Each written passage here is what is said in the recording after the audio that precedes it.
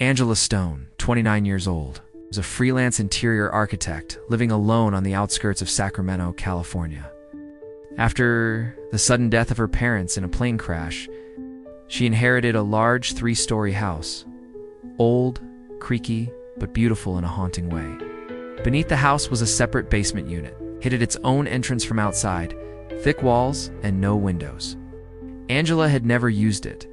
To afford repairs for the leaking roof, she listed the basement for rent on a small site called Local Room, a less regulated version of Airbnb. Just 11 minutes after posting, she received a request.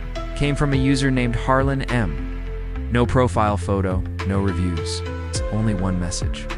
I need privacy. I won't disturb anyone. Payment sent. Please don't ask questions. Angela hesitated. But the upfront payment was twice the asking price. She said yes. Mr. Harlan arrived at night during a soft drizzle. No car, no taxi. He walked up the path alone.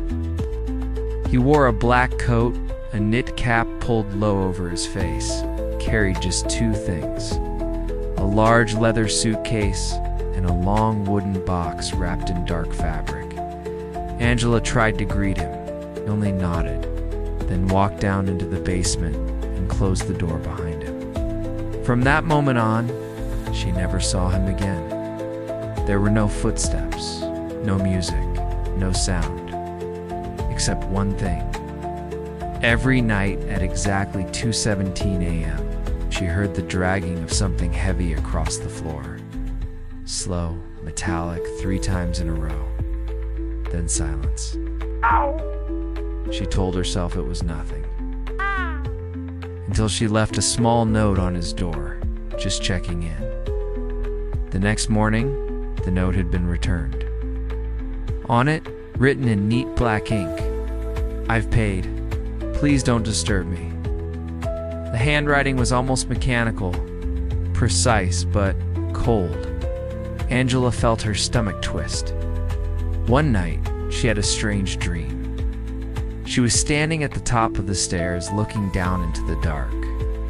From below, she heard something tapping, soft, rhythmic, like knuckles on wood. When she woke up, her room was cold, and her bedroom door was slightly open. Angela installed a small security camera facing the hallway and the basement door, just in case. 3 nights passed. Nothing happened. But on the 4th, 2:17 a.m., the basement door creaked open. A man in a coat and cap stepped into the hallway. His face was hidden, not by darkness, but by something else. Even though the lighting was clear, his face appeared. Blurred, he stood in front of her bedroom door for a full minute, then turned around and went back downstairs. When Angela reviewed the footage, she realized something terrifying. The man had no shadow. She called the police. They arrived, checked the basement.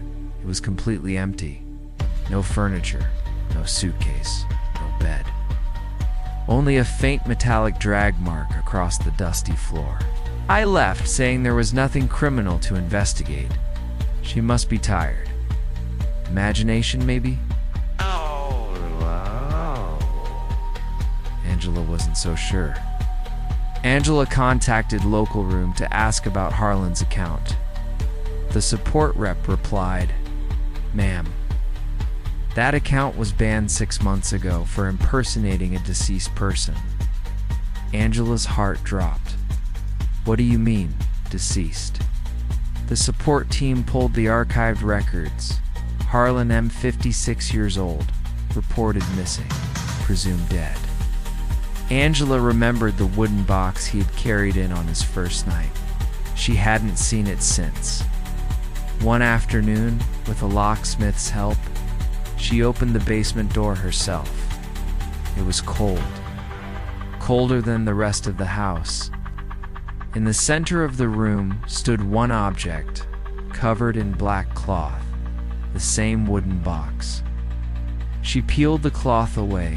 Inside was a coffin, old, heavy, and when opened, There was a decaying corpse inside, male, wearing a black coat, knit cap. Next to the body was a wallet, inside a driver's license for Harlan M. Time of death, estimated 5 months prior. Police took over as their official report. Harlan had likely died before ever moving in. Someone must have planted the body. But Angela knew better, because every night at 2:17 a.m., something had come out of that basement, and it wasn't alive. Angela moved out. A month later, she received an unmarked package. Inside was a handwritten note. "Thank you for letting me rest. I'm gone now, but the basement is in." At the bottom was a smudge, like a fingerprint, drawn in ink that hadn't dried properly.